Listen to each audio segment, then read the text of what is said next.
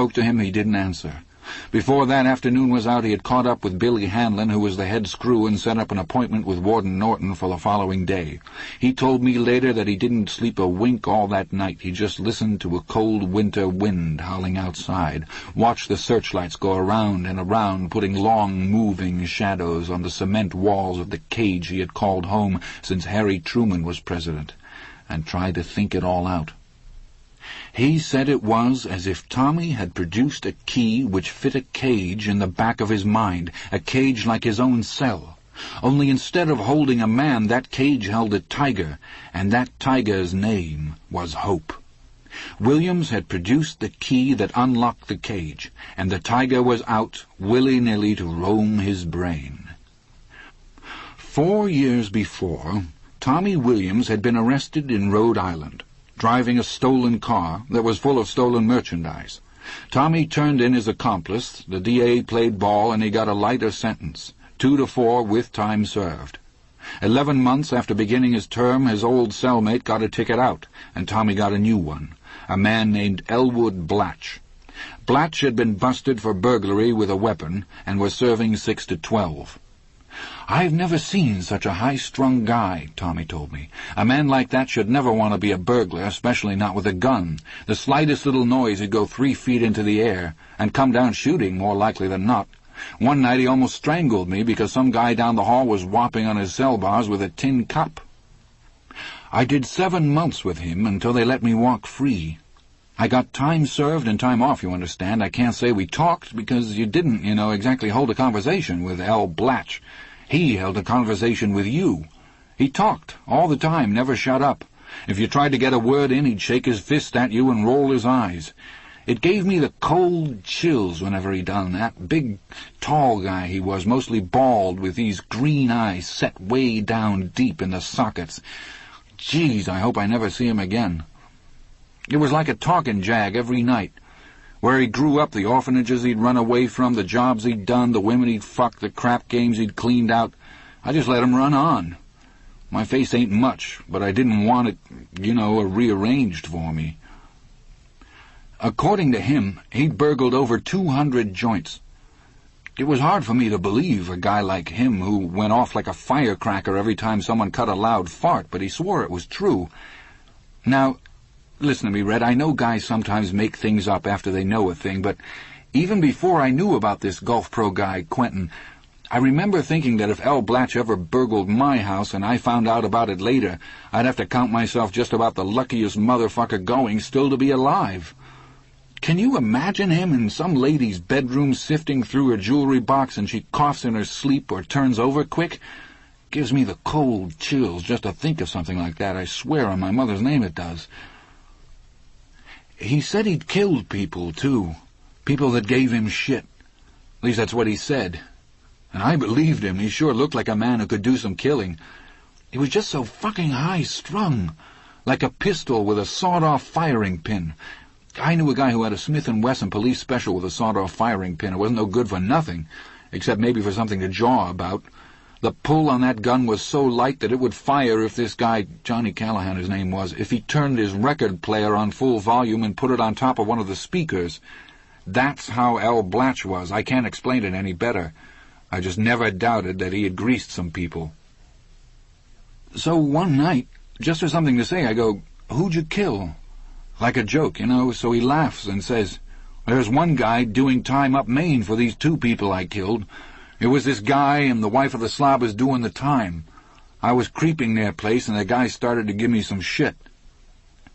I can't remember if he ever told me the woman's name or not, Tommy went on. Maybe he did. But in New England, Dufresne's like Smith or Jones in the rest of the country, because there's so many frogs up here.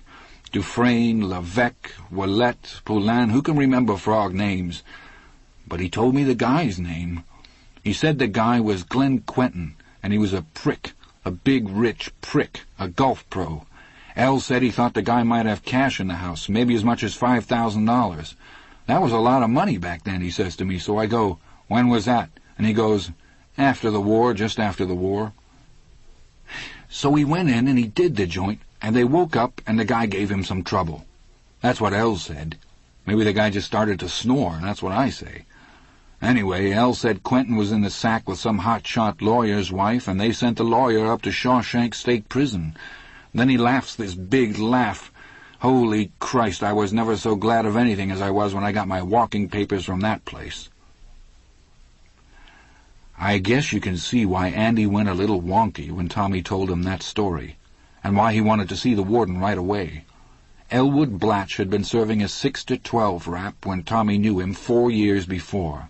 By the time Andy heard all of this in 1963, he might be on the verge of getting out, or already out. So those were the two prongs of the spit Andy was roasting on. The idea that Blatch might still be in, on one hand, and the very real possibility that he might be gone like the wind on the other. There were inconsistencies in Tommy's story, but aren't there always in real life? Blatch told Tommy the man who got sent up was a hotshot lawyer, and Andy was a banker. But those are two professions that people who aren't very educated could easily get mixed up. And don't forget that 12 years had gone by between the time Blatch was reading the clippings about the trial and the time he told the tale to Tommy Williams. He also told Tommy he got better than $1,000 from a footlocker Quentin had in his closet. But the police said at Andy's trial that there had been no sign of burglary. I have a few ideas about that. First, if you take the cash, and the man it belonged to is dead, how are you going to know anything was stolen, unless someone else can tell you it was there to start with? Second, who's to say Blatch wasn't lying about that part of it? Maybe he didn't want to admit killing 2 people for nothing. Third, maybe there were signs of burglary and the cops either overlooked them — cops can be pretty dumb — or deliberately covered them up so they wouldn't screw the DA's case. The guy was running for public office, remember, and he needed a conviction to run on. An unsolved burglary murder would have done him no good at all. But of the 3, I like the middle one best. I've known a few Elwood Blatches in my time at Shawshank, the trigger-pullers with the crazy eyes. Such fellows want you to think they got away with the equivalent of the Hope Diamond on every caper, even if they got caught with a $2 Timex and $9 on the one they're doing time for. And there was one thing in Tommy's story that convinced Andy beyond a shadow of a doubt. Blatch hadn't hit Quentin at random. He had called Quentin a big, rich prick, and he had known Quentin was a golf pro. Well, Andy and his wife had been going out to that country club for drinks and dinner once or twice a week for a couple of years, and Andy had done a considerable amount of drinking there once he found out about his wife's affair. There was a marina with the country club, and for a while in 1947 there had been a part-time grease and gas jockey working there who matched Tommy's description of Elwood Blatch. A big, tall man, mostly bald, with deep-set green eyes. A man who had an unpleasant way of looking at you, as though he was sizing you up. He wasn't there long, Andy said. Either he quit, or Briggs, the fellow in charge of the marina, fired him. But he wasn't a man you forgot. He was too striking for that. So Andy went to see Warden Norton on a rainy, windy day, with big grey clouds scudding across the sky above the grey walls, a day when the last of the snow was starting to melt away and show lifeless patches of last year's grass in the fields beyond the prison. The warden has a good-sized office in the administration wing, and behind the warden's desk there's a door which connects with the assistant warden's office. The assistant warden was out that day, but a trustee was there. He was a half-lame fellow whose real name I have forgotten. All the inmates, me included, called him Chester, after Marshal Dillon's sidekick. Chester was supposed to be watering the plants and waxing the floor. My guess is that the plants went thirsty that day, and the only waxing that was done happened because of Chester's dirty ear polishing the keyhole plate of that connecting door. He heard the warden's main door open and close, and then Norton saying, "Good morning, Dufresne. How can I help you?" "Warden," Andy began, and old Chester told us that he could hardly recognize Andy's voice, it was so changed. "Warden, there's something's happened to me that's so I hardly know where to begin." "Well, why don't you just begin at the beginning?" the warden said, probably in his sweetest "let's all turn to the 23rd Psalm and read in unison" voice. That usually works the best. And so Andy did. He began by refreshing Norton on the details of the crime he had been imprisoned for. Then he told the warden exactly what Tommy Williams had told him. He also gave out Tommy's name, which you may think wasn't so wise in light of later developments, but I just ask you what else he could have done, if his story was to have any credibility at all. When he had finished, Norton was completely silent for some time. I can just see him, probably tipped back in his office chair under the picture of Governor Reed hanging on the wall, his fingers steepled, his liver lips pursed, his brow wrinkled into ladder rungs halfway to the crown of his head, his 30-year pin gleaming mellowly. "Yes," he said finally, "that's the damnedest story I ever heard. But I'll tell you what surprises me most about it, Dufresne." "What's that, sir?" "That you were taken in by it." "Sir, I don't understand what you mean." And Chester said that Andy Dufresne, who had faced down Byron Hadley on the plate shop roof 13 years before, was almost floundering for words. "Well now," Norton said, "it's pretty obvious to me that this young fellow Williams is impressed with you, quite taken with you, as a matter of fact. He hears your tale of woe, and it's quite natural of him to want to cheer you up, let's say. Quite natural. As a young man, not terribly bright, not surprising he didn't realize what a state it would put you into. Now, what I suggest is—" "Don't you think I thought of that?" Andy asked. "But I never told Tommy about the man working down at the marina. I never told anyone that. It never even crossed my mind. But Tommy's description of his cellmate and that man, they're identical." "Well, now, you may be indulging in a little selective perception there," Norton said with a chuckle. Phrases like that, selective perception, are required learning for people in the penology and corrections business, and they use them all they can. "That's not it at all, sir." "That's your slant on it," Norton said, "but mine differs. And let's remember that I have only your word that there was such a man working at the Falmouth Hills Country Club back then." "No, sir," Andy broke in again. "No, that isn't true, because—" "Anyway," Norton overrode him, expansive and loud, "let's just look at it from the other end of the telescope, shall we? Just suppose, now, that there really was a fellow named Elwood Blatch." "Blatch," Andy said tightly. "Blatch, by all means. And let's say he was Thomas Williams' cellmate in Rhode Island. The chances are excellent that he has been released by now. Excellent. Why, we don't even know how much time he might have done there before he ended up with Williams, do we? Only that he was doing a 6 to 12. "No, we don't know how much time he'd done. But Tommy said he was a bad actor, a cut-up. I think there's a fair chance that he may still be in. Even if he's been released, the prison will have a record of his last known address, the names of his relatives, and both would almost certainly be dead ends." Andy was silent for a moment, and then he burst out, "Well, it's a chance, isn't it?" "Yes, of course it is. So just for the moment, Dufresne, let's assume that Blatch exists, and that he is still safely ensconced in the Rhode Island State Penitentiary. Now, what is he going to say if we bring this kettle of fish to him in a bucket?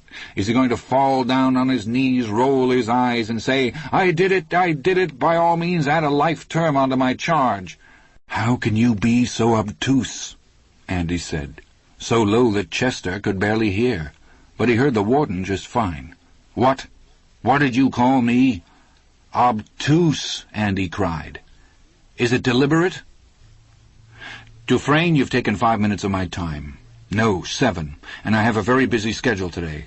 So I believe we'll just declare this little meeting closed, and—" "The country club will have all the old time cards, don't you realize that?" Andy shouted. "They'll have tax forms and W-2s and unemployment compensation forms, all with his name on them. There will be employees there now that were there then, maybe Briggs himself. It's been 15 years, not forever. They'll remember him. They will remember Blatch. If I've got Tommy to testify to what Blatch told him, and Briggs to testify that Blatch was there, actually working at the country club, I can get a new trial. I can—" "Guard! Take this man away!"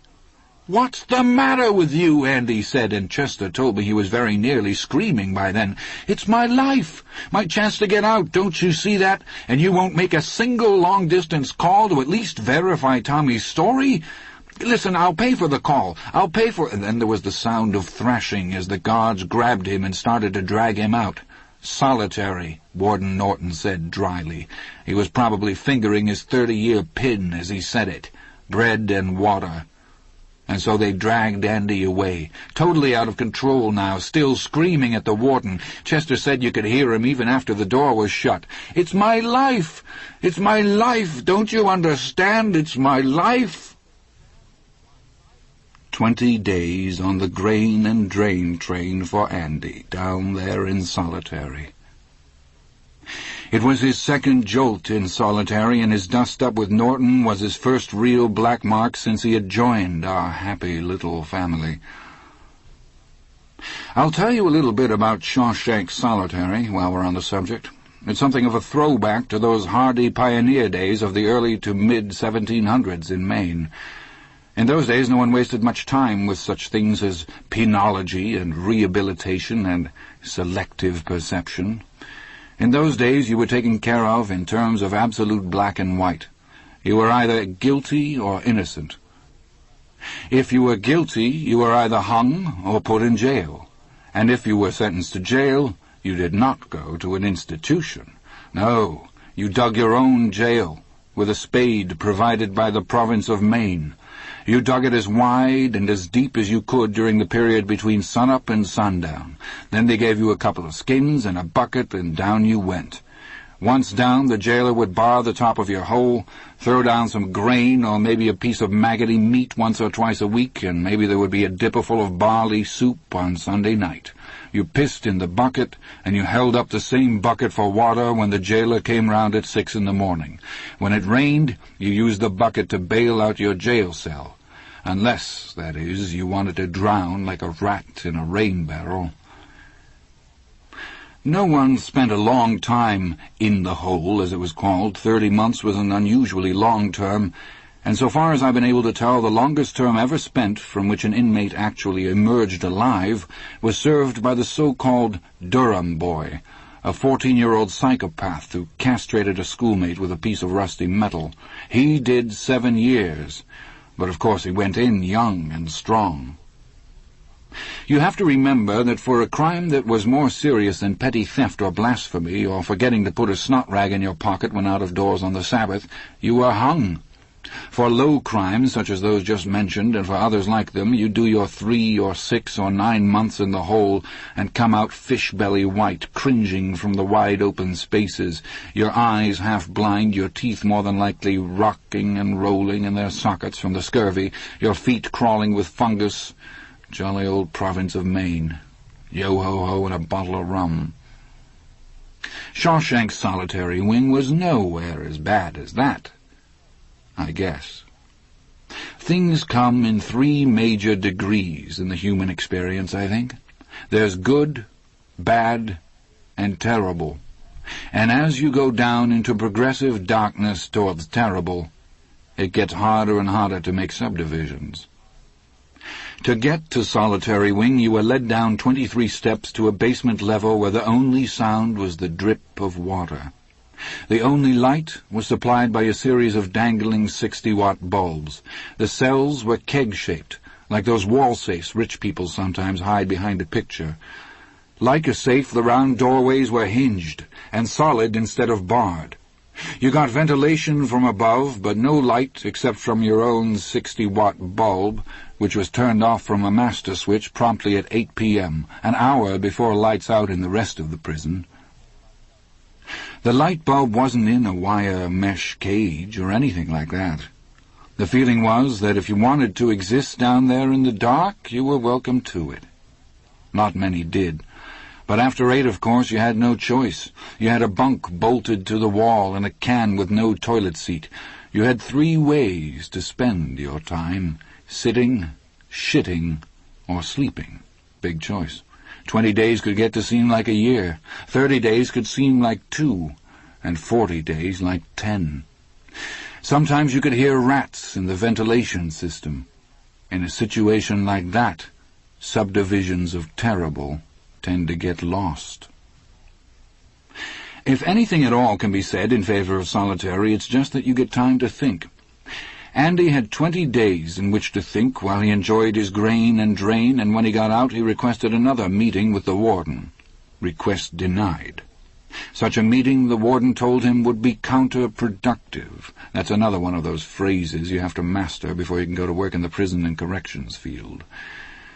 Patiently, Andy renewed his request, and renewed it, and renewed it. He had changed, had Andy Dufresne.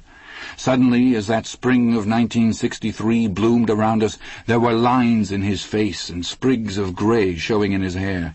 He had lost that little trace of a smile that always seemed to linger around his mouth. His eyes stared out into space more often. And you get to know that when a man stares that way, he is counting up the years served, the months, the weeks, the days. He renewed his request and renewed it. He was patient. He had nothing but time. It got to be summer. In Washington, President Kennedy was promising a fresh assault on poverty and on civil rights inequalities, not knowing he had only half a year to live. In Liverpool, a musical group called the Beatles was emerging as a force to be reckoned with in British music. But I guess that no one stateside had yet heard of them. The Boston Red Sox, still 4 years away from what New England folks call the miracle of '67, were languishing in the cellar of the American League. All of those things were going on out in a larger world, where people walked free. Norton saw him near the end of June, and this conversation I heard about from Andy himself some 7 years later. "If it's the squeeze, you don't have to worry," Andy told Norton in a low voice. "Do you think I'd talk that up? I'd be cutting my own throat. I'd be just as indictable as—" "That's enough," Norton interrupted.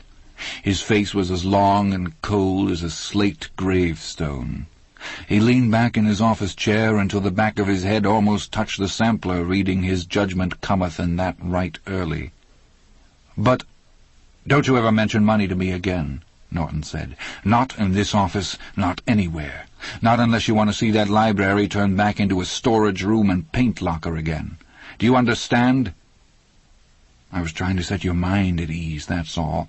"Well now, when I need a sorry son of a bitch like you to set my mind at ease, I'll retire. I agreed to this appointment because I got tired of being pestered, Dufresne. I want it to stop. If you want to buy this particular Brooklyn Bridge, that's your affair. Don't make it mine.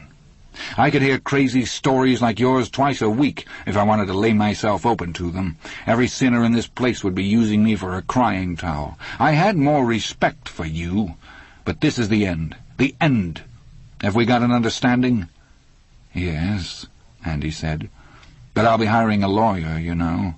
"What in God's name for?" "I think we can put it together," Andy said. "With Tommy Williams and with my testimony and corroborative testimony from records and employees at the country club, I think we can put it together." "Tommy Williams is no longer an inmate of this facility." "What?" "He's been transferred." "Transferred where?" "Cashman." At that, Andy fell silent. He was an intelligent man, but it would have taken an extraordinarily stupid man not to smell deal all over that. Cashman was a minimum security prison far up north in Aroostook County. The inmates pick a lot of potatoes, and that's hard work, but they are paid a decent wage for their labor, and they can attend classes at CVI, a pretty decent vocational technical institute, if they so desire. More important to a fellow like Tommy, a fellow with a young wife and a child, Cashman had a furlough program, which meant a chance to live like a normal man, at least on the weekends. A chance to build a model plane with his kid, have sex with his wife, maybe go on a picnic. Norton had almost surely dangled all of that under Tommy's nose, with only one string attached.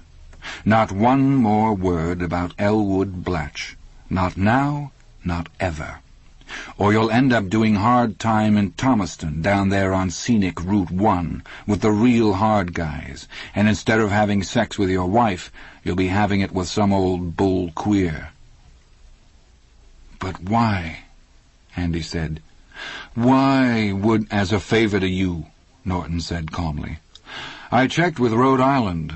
They did have an inmate named Elwood Blatch. He was given what they call a PP, provisional parole, another one of those crazy liberal programs to put criminals out on the streets. He's since disappeared." Andy said, "The warden down there, is he a friend of yours?" Sam Norton gave Andy a smile as cold as a deacon's watch chain. "We are acquainted," he said. "Why?" Andy repeated. "Can't you tell me why you did it? You knew I wasn't going to talk about anything you might have had going. You knew that, so why?" "Because people like you make me sick," Norton said deliberately. "I like you right where you are, Mr. Dufresne, and as long as I am warden here at Shawshank, you are going to be right here. You see, you used to think that you were better than anyone else. I have gotten pretty good at seeing that on a man's face. I marked it on yours the first time I walked into the library. It might as well have been written on your forehead in capital letters. That look is gone now, and I like that just fine. It is not just that you are a useful vessel. Never think that. It is simply that men like you need to learn humility. Why, you used to walk around that exercise yard as if it was a living room, and you were at one of these cocktail parties where the hell-bound walk around coveting each other's wives and husbands and getting swinishly drunk. But you don't walk around that way anymore, and I'll be watching to see if you should start to walk that way again. Over a period of years, I'll be watching you with great pleasure. Now get the hell out of here." "Okay, but all the extracurricular activities stop now, Norton. The investment counseling, the scams, the free tax advice, it all stops. Get H&R Block to tell you how to declare your income." Warden Norton's face first went brick red, and then all the color fell out of it. "You're going back into solitary for that. 30 days, bread and water. Another black mark. And while you're in, think about this. If anything that's been going on should stop, the library goes. I will make it my personal business to see that it goes back to what it was before you came here. And I will make your life very hard, very difficult. You'll do the hardest time it's possible to do. You'll lose that one bunk Hilton down in cell block 5 for starters, and you'll lose those rocks on the windowsill, and you'll lose any protection the guards have given you against the sodomites. You will lose everything.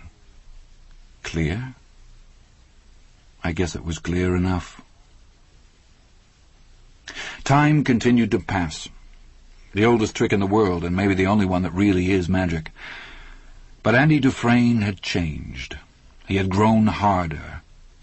That's the only way I can think of to put it. He went on doing Warden Norton's dirty work, and he held on to the library, so outwardly things were about the same.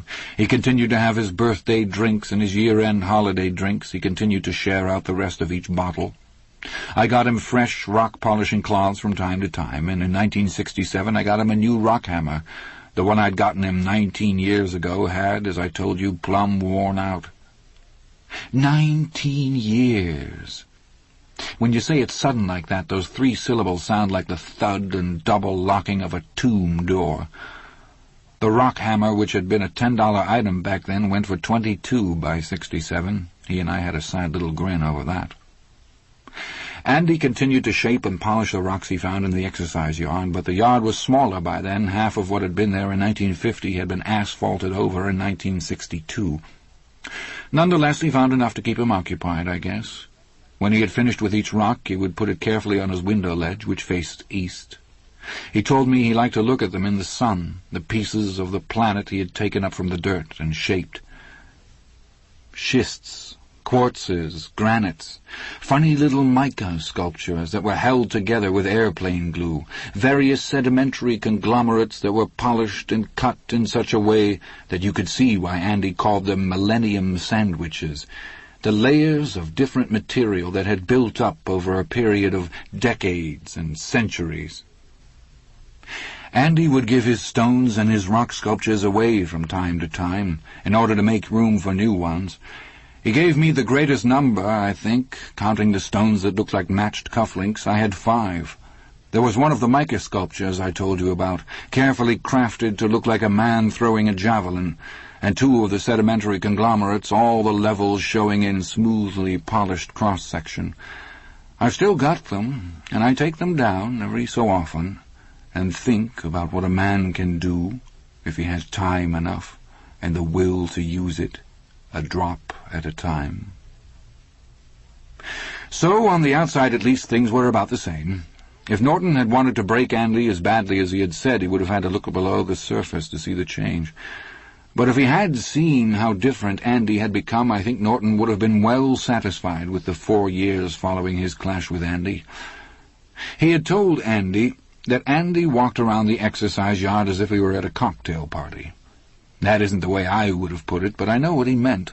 It goes back to what I said about Andy wearing his freedom like an invisible coat, about how he never really developed a prison mentality. His eyes never got that dull look. He never developed the walk that men get when a day is over and they are going back to their cells for another endless night, that flat-footed, hump-shouldered walk. Andy walked with his shoulders squared, and his step was always light, as if he were heading home to a good home-cooked meal and a good woman, instead of to a tasteless mess of soggy vegetables, lumpy mashed potato, and a slice or two of that fatty, gristly stuff most of the cons called mystery meat. That, and a picture of Raquel Welch on the wall. But for those 4 years, although he never became exactly like the others, he did become silent, introspective, and brooding. Who could blame him? So maybe it was Warden Norton who was pleased, at least for a while. His dark mood broke around the time of the 1967 World Series. That was the dream year, the year the Red Sox won the pennant instead of placing 9th, as the Las Vegas bookies had predicted. When it happened, when they won the American League pennant, a kind of ebullience engulfed the whole prison. There was a goofy sort of feeling that if the dead Sox could come to life, then maybe anybody could do it. I can't explain that feeling now any more than an ex-Beatle maniac could explain that madness, I suppose. But it was real. Every radio in the place was tuned to the games as the Red Sox pounded down the stretch. There was gloom when the Sox dropped a pair in Cleveland near the end, and a nearly riotous joy when Rico Petrocelli put away the pop fly that clinched it. And then there was the gloom that came when Lundberg was beaten in the 7th game of the series to end the dream just short of complete fruition. It probably pleased Norton to no end, the son of a bitch. He liked his prison wearing sackcloth and ashes. But for Andy, there was no tumble back down into gloom. He wasn't much of a baseball fan anyway, and maybe that was why. Nevertheless, he seemed to have caught the current of good feeling, and for him it didn't peter out again after the last game of the series. He had taken that invisible coat out of the closet and put it on again. I remember one bright gold fall day, in very late October, a couple of weeks after the World Series had ended. It must have been a Sunday, because the exercise yard was full of men walking off the week, tossing a frisbee or two, passing around a football, bartering what they had to barter. Others would be at the long table in the visitors' hall, under the watchful eyes of the screws, talking with their relatives, smoking cigarettes, telling sincere lies, receiving their picked-over care packages. Andy was squatting, Indian fashion, against the wall, chunking 2 small rocks together in his hands, his face turned up into the sunlight. It was surprisingly warm, that sun, for a day so late in the year. "Hello, Red," he called. "Come on and sit a spell." I did. "You want this?" he asked, and handed me one of the 2 carefully polished Millennium sandwiches I just told you about. "I sure do," I said. "It's very pretty, thank you." He shrugged and changed the subject. "Big anniversary coming up for you next year." I nodded. Next year would make me a 30-year man. 60% of my life spent in Shawshank State Prison. "Think you'll ever get out?" "Sure. When I have a long white beard and just about 3 marbles left rolling around upstairs." He smiled a little and then turned his face up into the sun again, his eyes closed. "Feels good." "I think it always does when you know the damn winter's almost right on top of you." He nodded, and we were silent for a while. "When I get out of here," Andy said finally, "I'm going where it's warm all the time." He spoke with such calm assurance. You would have thought he had only a month or so left to serve. "You know where I'm going, Red?" "Nope." "Zihuatanejo," he said. rolling the words softly from his tongue like music. "Down in Mexico. It's a little place maybe 20 miles from Playa Azul and Mexico Highway 37. It's 100 miles northwest of Acapulco on the Pacific Ocean." "Do you know what the Mexicans say about the Pacific?" I told him I didn't. "They say it has no memory. And that's where I want to finish out my life, Red, in a warm place that has no memory." He had picked up a handful of pebbles as he spoke. Now he tossed them one by one and watched them bounce and roll across the baseball diamond's dirt infield, which would be under a foot of snow before long. Zihuatanejo. "I'm going to have a little hotel down there. 6 cabanas along the beach and 6 more set further back for the highway trade. I'll have a guy who'll take my guests out charter fishing. There'll be a trophy for the guy who catches the biggest marlin of the season, and I'll put his picture up in the lobby. It won't be a family place. It'll be a place for people on their honeymoons, first or second varieties." "And where are you going to get the money to buy this fabulous place?" I asked. "Your stock account?"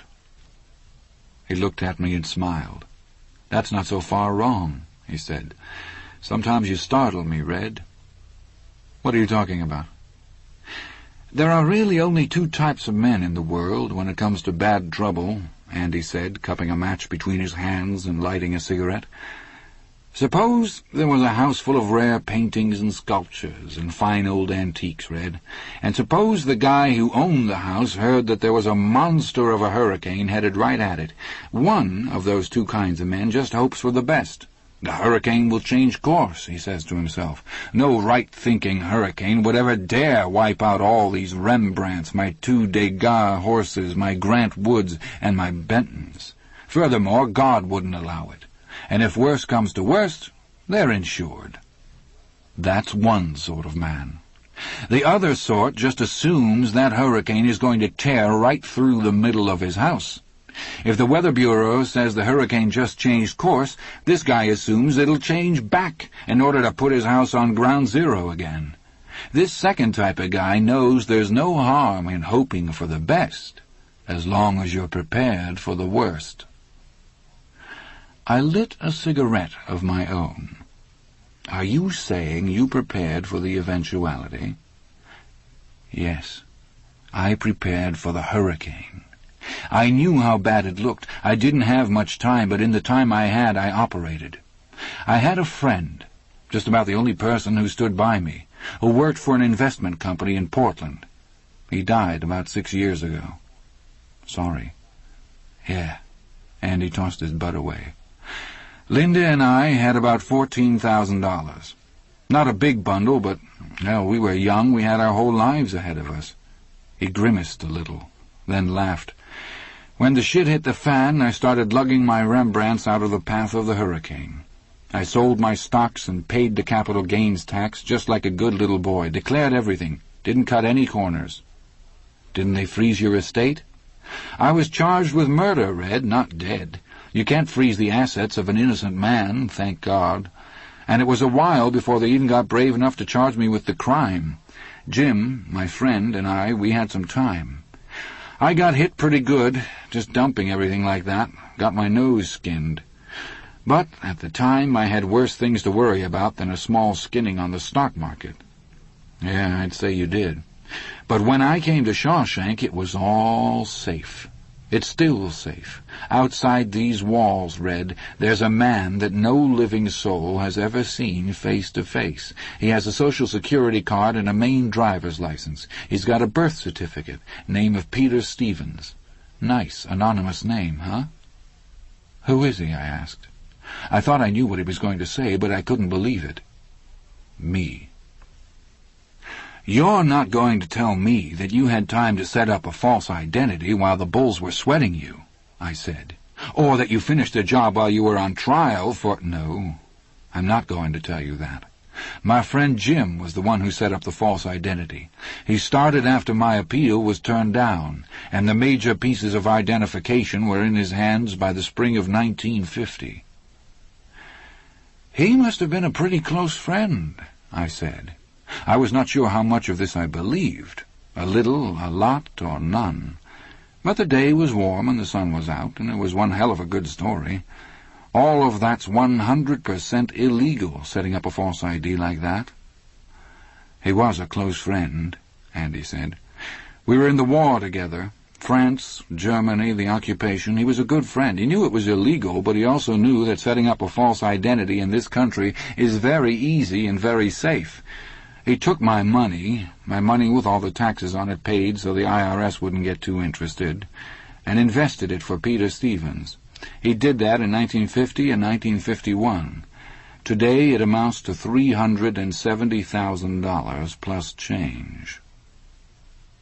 I guess my jaw made a thump when it dropped against my chest because he smiled. Think of all the things people wish they'd invested in since 1950 or so, and 2 or 3 of them will be things Peter Stevens was into. If I hadn't ended up in here, I'd probably be worth $7 or $8 million by now. I'd have a Rolls and probably an ulcer as big as a portable radio. His hands went to the dirt and began sifting out more pebbles. They moved gracefully, restlessly. It was hoping for the best and expecting the worst. Nothing but that. The false name was just to keep what little capital I had untainted. It was lugging the paintings out of the path of the hurricane.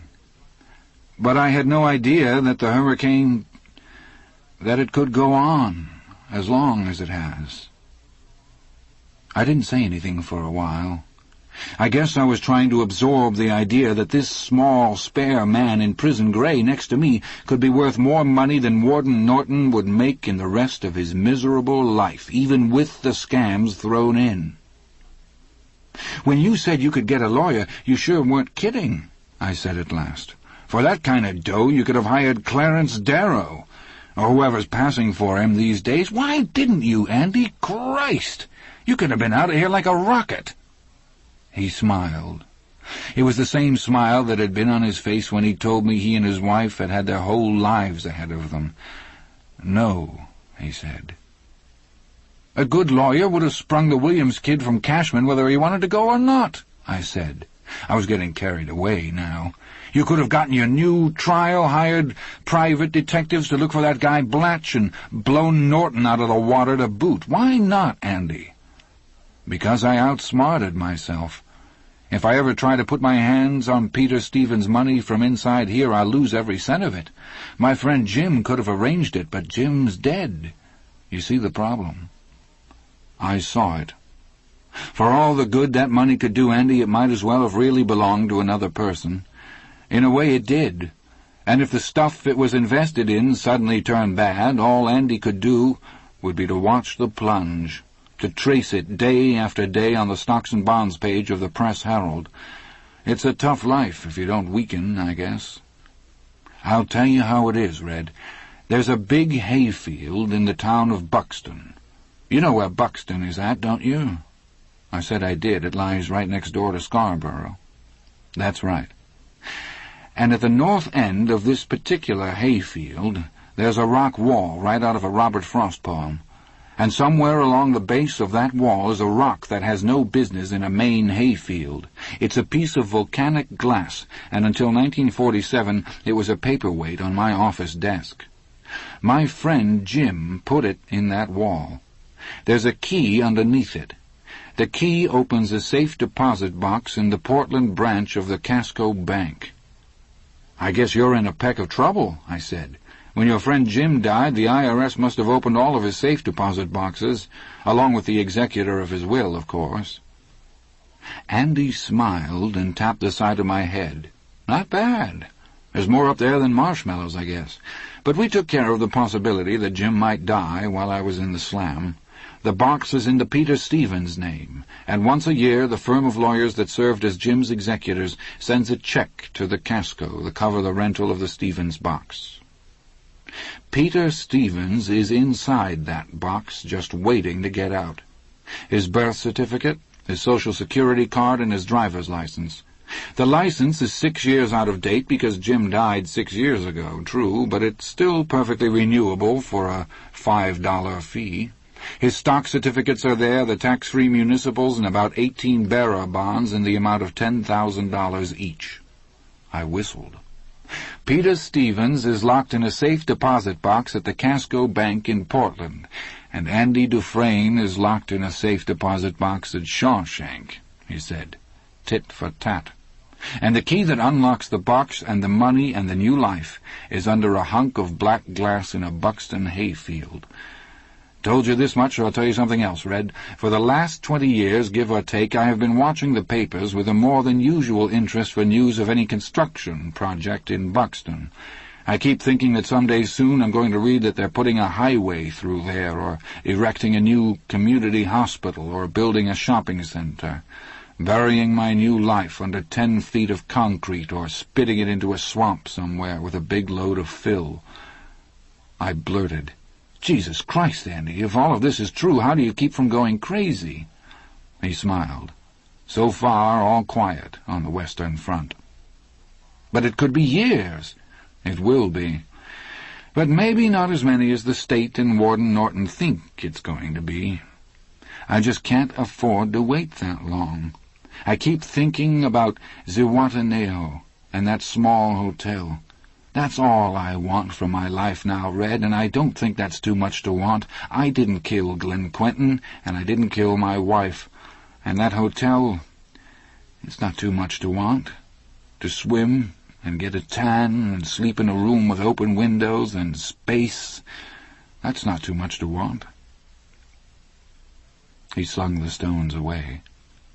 "You know, Red," he said in an offhand voice, "a place like that, I'd have to have a man who knows how to get things."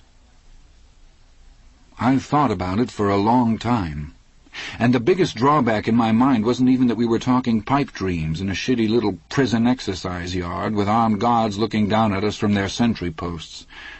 "I couldn't do it," I said. "I couldn't get along on the outside. I'm what they call an institutional man now. In here I'm the man who can get it for you, yeah, but out there anyone can get it for you. Out there, if you want posters or rock hammers or one particular record or a boat-in-a-bottle model kit, you can use the fucking Yellow Pages. In here, I'm the fucking Yellow Pages. I wouldn't know how to begin, or where." "You underestimate yourself," he said. "You're a self-educated man, a self-made man. A rather remarkable man, I think." "Hell, I don't even have a high school diploma." "I know that," he said, "but it isn't just a piece of paper that makes a man, and it isn't just prison that breaks one either." "I couldn't hack it outside, Andy. I know that." He got up. "You think it over," he said casually, just as the inside whistle blew, and he strolled off, as if he were a free man who had just made another free man a proposition. And for a while, just that was enough to make me feel free. Andy could do that. He could make me forget for a time that we were both lifers at the mercy of a hard-ass parole board and a psalm-singing warden who liked Andy Dufresne right where he was. After all, Andy was a lapdog who could do tax returns. What a wonderful animal. But by that night in my cell I felt like a prisoner again. The whole idea seemed absurd, and that mental image of blue water and white beaches seemed more cruel than foolish. It dragged at my brain like a fishhook. I just couldn't wear that invisible coat the way Andy did. I fell asleep that night and dreamed of a great, glassy black stone in the middle of a hayfield, a stone shaped like a giant blacksmith's anvil. I was trying to rock the stone up so I could get the key that was underneath. It wouldn't budge, it was just too damn big. And in the background, but getting closer, I could hear the baying of bloodhounds. Which leads us, I guess, to the subject of jailbreaks. Sure, they happen from time to time in our happy little family. You don't go over the wall, though, not at Shawshank, not if you're smart. The searchlight beams go all night, probing long white fingers across the open fields that surround the prison on 3 sides and the stinking marshland on the 4th. Cons do go over the wall from time to time, and the searchlights almost always catch them. If not, they get picked up trying to thumb a ride on Highway 6 or Highway 99. If they try to cut across country, some farmer sees them and just phones the location into the prison. Cons who go over the wall are stupid cons. Shawshank is no cannon city, but in a rural area a man humping his ass across country in a grey pajama suit sticks out like a cockroach on a wedding cake. Over the years, the guys who have done the best, maybe oddly, maybe not so oddly, are the guys who did it on the spur of the moment. Some of them have gone out in the middle of a cart full of sheets. A convict sandwich on white, you could say. There was a lot of that when I first came in here, but over the years they have more or less closed that loophole. Warden Norton's famous Inside Out program produced its share of escapees, too. They were the guys who decided they liked what lay to the right of the hyphen better than what lay to the left. And again, in most cases, it was a very casual kind of thing. Drop your blueberry rake and stroll into the bushes while one of the screws is having a glass of water at the truck, or when a couple of them get too involved in arguing over yards passing or rushing on the old Boston Patriots. In 1969, the inside-outers were picking potatoes in Sabattus. It was the 3rd of November, and the work was almost done. There was a guard named Henry Pugh, and he is no longer a member of our happy little family, believe me, sitting on the back bumper of one of the potato trucks and having his lunch with his carbine across his knees, when a beautiful, or so it was told to me, but sometimes these things get exaggerated, 10-point buck strolled out of the cold, early afternoon mist. Pugh went after it with visions of just how that trophy would look mounted in his rec room, and while he was doing it, 3 of his charges just walked away. 2 were recaptured in a Lisbon Falls pinball parlor. The 3rd has not been found to this day. I suppose the most famous case of all was that of Sid Nadeau. This goes back to 1958, and I guess it will never be topped. Sid was out lining the ball field for a Saturday intramural baseball game when the 3 o'clock inside whistle blew, signaling the shift change for the guards. The parking lot is just beyond the exercise yard, on the other side of the electrically operated main gate. At 3, the gate opens, and the guards coming on duty and those going off mingle. There's a lot of backslapping and bully-ragging, comparison of league bowling scores, and the usual number of tired old ethnic jokes. Sid just trundled his lining machine right out through the gate, leaving a 3-inch baseline all the way from home plate in the exercise yard to the ditch on the far side of Route 6, where they found the machine overturned in a pile of lime. Don't ask me how he did it. He was dressed in his prison uniform, he stood 6 feet 2, and he was billowing clouds of lime dust behind him. All I can figure is that, it being Friday afternoon and all, the guards going off were so happy to be going off, and the guards coming in were so downhearted to be coming in, that the members of the former group never got their heads out of the clouds, and those in the latter never got their noses off their shoe-tops. And old Sid Nadeau just sort of slipped out between the two. So far as I know, Sid is still at large. Over the years, Andy Dufresne and I had a good many laughs over Sid Nadeau's great escape, and when we heard about that airline hijacking for ransom, the one where the guy parachuted from the back door of the airplane, Andy swore up and down that D.B. Cooper's real name was Sid Nadeau. And he probably had a pocket full of baseline lime in his pocket for good luck, Andy said, that lucky son of a bitch. But you should understand that a case like Sid Nadeau, or the fellow who got clean away from the Sabattus potato field crew, guys like that are winning the prison version of the Irish sweepstakes. Purely a case of 6 different kinds of luck somehow gelling together all at the same moment. A stiff like Andy could wait 90 years and not get a similar break. Maybe you remember, a ways back I mentioned a guy named Henley Backus, the washroom foreman in the laundry. He came to Shawshank in 1922 and died in the prison infirmary 31 years later. Escapes and escape attempts were a hobby of his, maybe because he never quite dared to take the plunge himself. He could tell you 100 different schemes, all of them crackpot, and all of them had been tried in the shank at one time or another. My favorite was the tale of Beaver Morrison, a B&E convict who tried to build a glider from scratch in the plate factory basement. The plans he was working from were in a circa 1900 book called The Modern Boy's Guide to Fun and Adventure. Beaver got it built without being discovered, or so the story goes, only to discover there was no door from the basement big enough to get the damn thing out. When Henley told that story, you could bust a gut laughing, and he knew 2 dozen almost as funny. When it came to detailing Shawshank bust-outs, Henley had it down, chapter and verse. He told me once that during his time there had been better than 400 escape attempts that he knew of. Really think about that for a moment before you just nod your head and pass on. 400 escape attempts. That comes out to 12.9 escape attempts for every year Henley Backus was in Shawshank and keeping track of them. The Escape Attempt of the Month Club. Of course, most of them were pretty slipshod affairs, the sort of thing that ends up with a guard grabbing some poor sidling slob's arm and growling, "Where do you think you're going, you happy asshole?" Henley said he'd class maybe 60 of them as more serious attempts, and he included the prison break of 1937, the year before I arrived at the shank. The new administration wing was under construction then, and 14 cons got out using construction equipment in a poorly locked shed. The whole of southern Maine got into a panic over those 14 hardened criminals, most of whom were scared to death and had no more idea of where they should go than a jackrabbit does when its headlight pinned to the highway with a big truck bearing down on it. Not one of those 14 got away. 2 of them were shot dead by civilians, not police officers or prison personnel, but none got away. How many had gotten away between 1938, when I came here, and that day in October when Andy first mentioned Zihuatanejo to me? Putting my information and Henley's together, I'd say 10. 10 that got away clean. And although it isn't the kind of thing you can know for sure, I'd guess that at least half of those 10 are doing time in other institutions of lower learning, like the shank, because you do get institutionalized.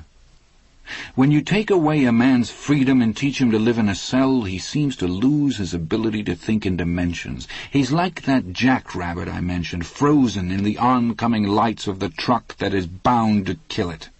More often than not, a con who's just out will pull some dumb job that hasn't a chance in hell of succeeding. And why? Because it'll get him back inside, back where he understands how things work. Andy wasn't that way, but I was. The idea of seeing the Pacific sounded good, but I was afraid that actually being there would scare me to death. The bigness of it.